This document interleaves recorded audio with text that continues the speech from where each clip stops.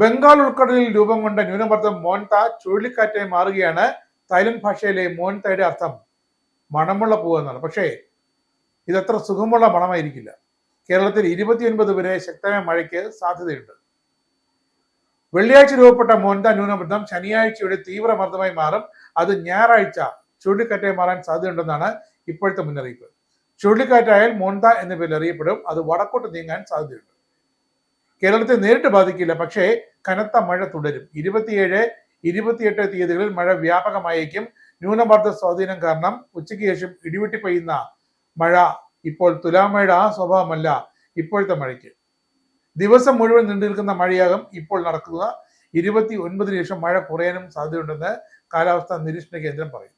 തിങ്കളാഴ്ച കോഴിക്കോട്, കണ്ണൂർ എന്നീ സ്ഥലങ്ങളിൽ ഓറഞ്ച് അലർട്ടുണ്ട്. ഞായറാഴ്ച തൃശൂർ, മലപ്പുറം, കോഴിക്കോട്, വയനാട്, കണ്ണൂർ, കാസർഗോഡ് എന്നിവിടങ്ങളിലും, തിങ്കളാഴ്ച ആലപ്പുഴ, ഇടുക്കി, എറണാകുളം, തൃശൂർ, പാലക്കാട്, മലപ്പുറം, വയനാട്, കാസർഗോഡ് ജില്ലകളിലും യെല്ലോ അലർട്ടും പ്രഖ്യാപിച്ചു.